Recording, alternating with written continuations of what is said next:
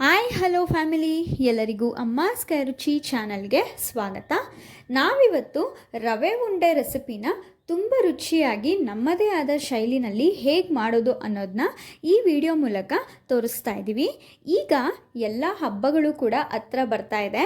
So ಹಬ್ಬಗಳಲ್ಲಿ ದೇವ್ರಿಗೆ ನೈವೇದ್ಯಕ್ಕಿಡಕ್ಕಾಗಿರ್ಬೋದು, ತಿಂಡಿ ತಿನಿಸು ಮಾಡಲೇಬೇಕಾಗತ್ತೆ. ಸೊ ಅಂಥ ಟೈಮ್ನಲ್ಲಿ ಖಂಡಿತವಾಗ್ಲೂ ಈ ಸಲ ಹಬ್ಬಕ್ಕೆ ನಾವು ತೋರಿಸೋ ಥರ ಒಂದು ಸಲ ರವೆ ಉಂಡೆ ರೆಸಿಪಿನ ಮಾಡಿ ನೋಡಿ. ತುಂಬ ರುಚಿಯಾಗಿರುತ್ತೆ. ಸೊ ಮಾಡ್ಕೊಳ್ಳೋದು ಕೂಡ ತುಂಬ ಸುಲಭ. ಆರಾಮಾಗಿ ನೀವು ತುಂಬ ಕಡಿಮೆ ಪದಾರ್ಥಗಳನ್ನ ಬಳಸಿ ತುಂಬ ಈಸಿಯಾಗೆ ಮಾಡ್ಕೊಬೋದು. ರುಚಿನೂ ಕೂಡ ಅಷ್ಟೇ ಚೆನ್ನಾಗಿರುತ್ತೆ. ಸೊ ರವೆ ಉಂಡೆ ಎಲ್ಲರೂ ಕೂಡ ಬೇರೆ ಬೇರೆ ರೀತಿಯಲ್ಲಿ ಮಾಡ್ತಾರೆ. ಸೊ ಅದೇ ಥರನೇ ನಾವು ನಮ್ಮ ರೀತಿಯಲ್ಲಿ ಹೇಗೆ ಮಾಡ್ತೀವಿ ಅನ್ನೋದನ್ನ ಈ ವಿಡಿಯೋನಲ್ಲಿ ನಾವು ತೋರಿಸಿದ್ವಿ. ಸೊ ಖಂಡಿತವಾಗ್ಲೂ ಈ ರೆಸಿಪಿನ ನೀವು ಕೂಡ ಟ್ರೈ ಮಾಡಿ. ಹಾಗಾದರೆ ಬನ್ನಿ ಇದನ್ನು ಮಾಡೋದಕ್ಕೆ ಏನೆಲ್ಲ ಬೇಕು ನೋಡೋಣ. ಇಲ್ಲಿ ನಾವು ಒಂದು ಬಟ್ಲಷ್ಟು ರವೆನ ತಗೊಂಡಿದ್ದೀವಿ. ಹಾಗೆ ಒಂದು ಬಟ್ಲಷ್ಟು ಸಕ್ಕರೆನ ನಾವು ಮಿಕ್ಸಿಗೆ ಹಾಕಿ ಈ ರೀತಿಯಾಗಿ ನುಣ್ಣಕ್ಕೆ ಪುಡಿ ಮಾಡಿಟ್ಕೊಂಡಿದ್ದೀವಿ. ಸಕ್ಕರೆ ಪುಡಿನ ಮಾಡಿಟ್ಕೊಂಡಿದ್ದೀವಿ. ಸೊ ಇಲ್ಲಿ ಸಕ್ಕರೆ ನಿಮ್ಮ ರುಚಿಗೆ ಅನುಸಾರವಾಗಿ ಸ್ವೀಟ್ನ ನೀವು ಹಾಕೋಬೋದು. ಸೊ ನೋಡಿ, ಒಂದು ಬಟ್ಲಷ್ಟು ನಾವು ತೊಗೊಂಡಿದ್ದೀವಿ ಸಕ್ಕರೆನ, ಅದನ್ನು ಪುಡಿ ಮಾಡಿಟ್ಕೊಂಡಿದ್ದೀವಿ. ಹಾಗೆ ಒಂದು ಬಟ್ಲಷ್ಟು ನಾವು ಕೊಬ್ಬರಿ ತುರಿನ ತೊಗೊಂಡಿದ್ದೀವಿ. ನೋಡಿ, ಈ ರೀತಿ ಕೊಬ್ಬರಿಲಿ ಮೇಲೆ ಕಪ್ಪಗಿರೋದೆಲ್ಲ ತೆಗೆದುಬಿಟ್ಟು ಸಿಪ್ಪೆನೆಲ್ಲ ತೆಗೆದು ಸೊ ಬರೀ ಕೊಬ್ಬರಿನ ಮಾತ್ರ ಮಿಕ್ಸಿಗೆ ಹಾಕ್ಕೊಂಡು ನಾವು ರುಬ್ಬಿಟ್ಕೊಂಡಿದ್ದೀವಿ. ಸೊ ಇದು ಕೂಡ ಸಕ್ಕರೆ ಯಾವ ಬೌಲಲ್ಲಿ ತೊಗೊಂಡಿದ್ದೀವೋ ಅದೇ ಬೌಲಲ್ಲಿ ಒಂದು ಕಪ್ಪಷ್ಟು ಕೊಬ್ಬರಿ ತೊಗೊಂಡಿದ್ದೀವಿ. ಸ್ವಲ್ಪ ಬಾದಾಮಿ, ಹಾಗೆ ಸ್ವಲ್ಪ ದ್ರಾಕ್ಷಿ ಮತ್ತು ಸ್ವಲ್ಪ ಏಲಕ್ಕಿ ಪುಡಿನ ತೊಗೊಂಡಿದ್ದೀವಿ. ಹಾಗೆ ಇಲ್ಲಿ ಬಾದಾಮಿನ ಚಿಕ್ಕ ಚಿಕ್ಕದಾಗೆ ಕಟ್ ಮಾಡಿ ಇಟ್ಕೊಂಡಿದ್ದೀವಿ. ಇಲ್ಲಿ ತುಪ್ಪನ ಬಳಸಿದ್ದೀವಿ. ತುಪ್ಪ ಸ್ವಲ್ಪ ಜಾಸ್ತಿನೇ ಬೇಕಾಗತ್ತೆ. ಸೊ ಅದರಿಂದ ತುಪ್ಪನ ಬಳಸ್ಕೊಂಡಿದ್ದೀವಿ. ಈಗ ಹೇಗೆ ಮಾಡೋದು ರವೆ ಉಂಡೆನ ಅಂತ ನೋಡೋಣ ಬನ್ನಿ. ಮೊದಲಿಗೆ ನಾವಿಲ್ಲಿ ಬಿಸಿ ನೀರನ್ನು ಕಾಯೋಕ್ಕೆ ಇಟ್ಕೊಂಡಿದ್ದೀವಿ. ಸೊ ಒಂದು ಚಂಬಷ್ಟು ಬಿಸಿ ನೀರು ಇಟ್ಕೊಂಡ್ರೆ ಸಾಕಾಗತ್ತೆ. ಅದು ಕಾಯೋದ್ರ ಒಳಗಡೆ ನಮಗೆ ರವೆ ಉಂಡೆಗೆ ಏನೆಲ್ಲ ಮಿಶ್ರಣ ಬೇಕು ರೆಡಿ ಮಾಡ್ಕೊಳ್ಳೋಣ. ಮೊದಲಿಗೆ ಒಂದು ಪ್ಯಾನ್ಗೆ ಒಂದು 4ರಿಂದ 5 ಟೇಬಲ್ ಸ್ಪೂನಷ್ಟು ತುಪ್ಪನ ಹಾಕ್ಕೊತಾ ಇದ್ದೀವಿ. ತುಪ್ಪ ಸ್ವಲ್ಪ ಬಿಸಿ ಆದಮೇಲೆ ಇಲ್ಲಿ ನಾವು ಗೋಡಂಬಿ, ದ್ರಾಕ್ಷಿ, ಬಾದಾಮಿ ಎಲ್ಲ ತುಪ್ಪದಲ್ಲಿ ಹುರ್ಕೋಬೇಕಾಗತ್ತೆ. ಮೊದಲಿಗೆ ನಾವಿಲ್ಲಿ ಗೋಡಂಬಿ ಮತ್ತು ಬಾದಾಮಿನ ಹಾಕ್ಕೊಂಡು ಸ್ವಲ್ಪ ಕಲರ್ ಚೇಂಜ್ ಆಗೋವರೆಗೂ ತುಪ್ಪದಲ್ಲಿ ಹುರ್ಕೋತಾ ಇದ್ದೀವಿ. ದ್ರಾಕ್ಷಿನ ನಾವು ಲಾಸ್ಟ್ನಲ್ಲಿ ಹಾಕೋತಾ ಇದ್ದೀವಿ. ಯಾಕೆ ಅಂದರೆ ದ್ರಾಕ್ಷಿ ಸ್ವಲ್ಪ ಬೇಗ ಫ್ರೈ ಆಗೋಗುತ್ತೆ. ಸೊ ಗೋಡಂಬಿ ಮತ್ತು ಬಾದಾಮಿ ಸ್ವಲ್ಪ ನಿಧಾನ ಟೈಮ್ ತೊಗೊಳುತ್ತೆ ಆದ್ದರಿಂದ. ಸೊ ನೋಡಿ, ಈಗ ನಾವು ಬಾದಾಮಿ ಮತ್ತು ಗೋಡಂಬಿ ಫ್ರೈ ಆದಮೇಲೆ ದ್ರಾಕ್ಷಿನ ಹಾಕೋತಾ ಇದ್ದೀವಿ. ದ್ರಾಕ್ಷಿ ಬೇಗ ತುಪ್ಪದಲ್ಲಿ ಫ್ರೈ ಆಗೋಗುತ್ತೆ. ನೋಡಿ, ಇದು ಈಗ ಚೆನ್ನಾಗೆ ಫ್ರೈ ಆಗಿದೆ. ನೀವೇ ನೋಡ್ತಾ ಇರ್ಬೋದು, ದ್ರಾಕ್ಷಿನೂ ಕೂಡ ಸ್ವಲ್ಪ ಚೆನ್ನಾಗೆ ದಪ್ಪಕ್ಕಾಗ್ತಾ ಇದೆ, ಫ್ರೈ ಆಗಿದೆ. ಈಗ ನಾವು ಇದಕ್ಕೇನೆ 1 ಕಪ್ಪಷ್ಟು ರವೆನ ಹಾಕೋತಾ ಇದ್ದೀವಿ.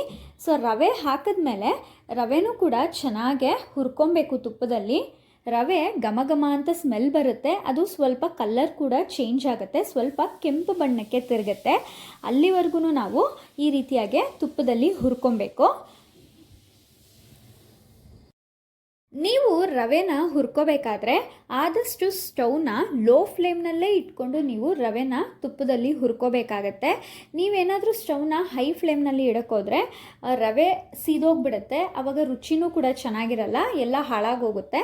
ಆದ್ದರಿಂದ ಆದಷ್ಟು ನೀವು ರವೆನ ತುಪ್ಪದಲ್ಲಿ ಹುರಿಬೇಕಾದ್ರೆ ಲೋ ಫ್ಲೇಮ್ನಲ್ಲೇ ಇಟ್ಕೊಂಡು ಒಂದು 10ರಿಂದ 10 ನಿಮಿಷಗಳ ಕಾಲ ಚೆನ್ನಾಗೆ ತುಪ್ಪದಲ್ಲಿ ರವೆನ ಸ್ವಲ್ಪ ಕಲರ್ ಚೇಂಜ್ ಆಗೋವರೆಗೂ, ಸ್ಮೆಲ್ ಘಮ ಘಮ ಅಂತ ಬರೋವರೆಗೂ ಚೆನ್ನಾಗಿ ಹುರ್ಕೋಬೇಕಾಗತ್ತೆ. ನೋಡಿ, ಇದೀಗ ಚೆನ್ನಾಗೆ ಫ್ರೈ ಆಗಿದೆ ರವೆ. ಈಗ ಇದಕ್ಕೆ ನಾವು 1 ಕಪ್ಪಷ್ಟು ಕೊಬ್ಬರಿ ತುರಿನ ಹಾಕೋತಾ ಇದ್ದೀವಿ.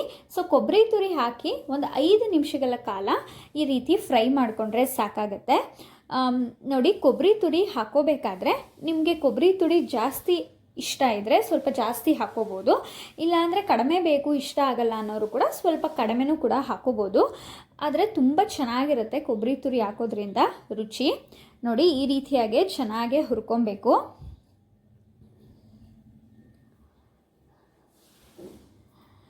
ಈಗ ಇದು ಚೆನ್ನಾಗೆ ಫ್ರೈ ಆದಮೇಲೆ ಇದಕ್ಕೆ ನಾವು ಸಕ್ಕರೆನ ಪುಡಿ ಮಾಡಿ ಇಟ್ಕೊಂಡಿದ್ವಲ್ಲ, ಸಕ್ಕರೆ ಪುಡಿ ಮಾಡಿರೋದನ್ನ ಹಾಕೋಬೇಕಾಗತ್ತೆ.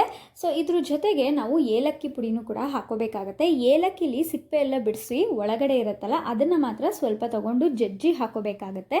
ಫ್ಲೇವರು ತುಂಬ ಚೆನ್ನಾಗಿರುತ್ತೆ. ಇಲ್ಲಿ ಸಕ್ಕರೆನ ನಾವು 1 ಕಪ್ಪಷ್ಟು ತೊಗೊಂಡಿದ್ದೀವಿ.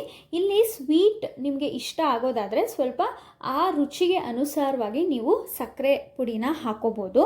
ಸೊ ಇದನ್ನು ಕೂಡ ಸ್ವಲ್ಪ ಮಿಕ್ಸ್ ಮಾಡಿ 1-2 ನಿಮಿಷ ಮಿಕ್ಸ್ ಮಾಡಬೇಕು. ಸೊ ಮಿಕ್ಸ್ ಮಾಡಿದ್ಮೇಲೆ ಇದಕ್ಕೆ ನಾವು 2-3 ಟೇಬಲ್ ಸ್ಪೂನಷ್ಟು ತುಪ್ಪನ ಹಾಕ್ಕೊಂಡು ಸ್ವಲ್ಪ ಚೆನ್ನಾಗೆ ಹುರ್ಕೋಬೇಕಾಗತ್ತೆ.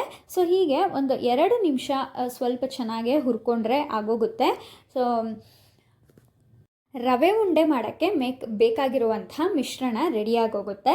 ಸೊ ನೋಡ್ತಾ ಇರ್ಬೋದು ನೀವು. ಈಗ ಇದನ್ನು 1-2 ನಿಮಿಷ ಈ ರೀತಿ ಹುರ್ಕೊಂಡು ಸ್ಟವ್ ಆಫ್ ಮಾಡಿ ಇದನ್ನು ಸ್ವಲ್ಪ ತಣ್ಣಗಾಗೋ ತನಕ ಬಿಡಬೇಕಷ್ಟೆ. ಆಗಲೇ ನಾವು ಬಿಸಿ ನೀರು ಕಾಯಕ್ಕಿಟ್ಟಿರೋದು ಕೂಡ ರೆಡಿ ಆಗಿದೆ. ಸೊ ನೋಡ್ತಾ ಇರ್ಬೋದು, ಒಂದು ದೊಡ್ಡ ಅಗಲವಾದ ಒಂದು ತಟ್ಟೆಗೆ ನಾವು ರೆಡಿ ಮಾಡ್ಕೊಂಡಿರುವಂಥ ರವೆ ಉಂಡೆ ಮಿಶ್ರಣನ ಹಾಕ್ಕೊಂಡಿದ್ದೀವಿ. ಈಗ ಇದಕ್ಕೆ ನಾವು ಸ್ವಲ್ಪನೇ ನಾವು ಬಿಸಿ ಮಾಡಿರುವಂಥ ನೀರನ್ನು ಸ್ವಲ್ಪನೇ ಹಾಕ್ಕೊಂಡು ನಾವು ಉಂಡೆ ಮಾಡುವಷ್ಟು ನೀರನ್ನು ಹಾಕ್ಕೊಂಡು ಸ್ವಲ್ಪನೇ ಮಿಕ್ಸ್ ಮಾಡ್ಕೋಬೇಕಾಗತ್ತೆ. ಇಲ್ಲಿ ರವೆ ಉಂಡೆನ ಹಾಲಲ್ಲೂ ಕೂಡ ಮಾಡ್ತಾರೆ.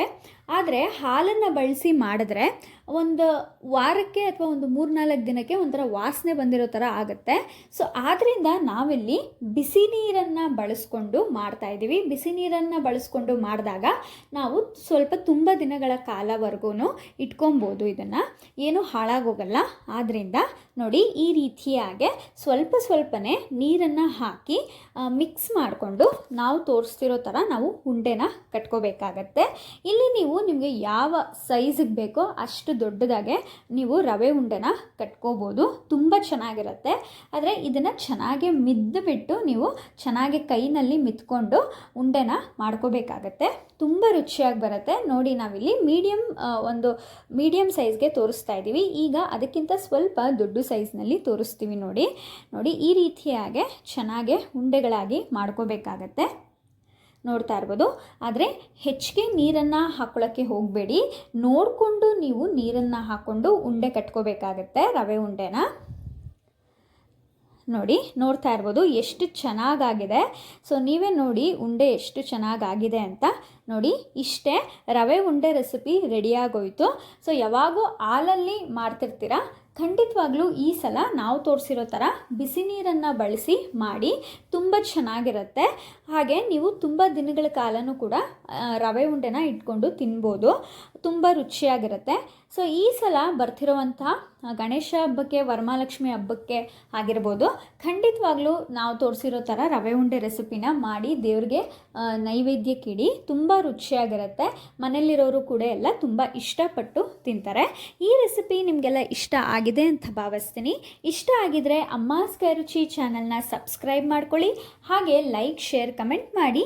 ನಿಮ್ಮ ಫ್ಯಾಮಿಲಿ ಆ್ಯಂಡ್ ಫ್ರೆಂಡ್ಸ್ಗೂ ಈ ವಿಡಿಯೋನ ಶೇರ್ ಮಾಡಿ. ನೀವು ಕೂಡ ಈ ರೆಸಿಪಿ ಟ್ರೈ ಮಾಡಿ. ರೆಸಿಪಿ ಹೇಗೆ ಬಂತು ಅನ್ನೋದನ್ನ ನಮಗೆ ಕಮೆಂಟ್ ಮೂಲಕ ತಿಳಿಸಿ. ಮಕ್ಳಿಗೂ ಎಲ್ಲ ತುಂಬ ಇಷ್ಟ ಆಗುತ್ತೆ. ಸ್ನ್ಯಾಕ್ಸ್ ಬಾಕ್ಸ್ ಕಟ್ಟಬೇಕಾದ್ರೂ ಕೂಡ ತುಂಬ ಹೆಲ್ಪ್ಫುಲ್ ಆಗುತ್ತೆ.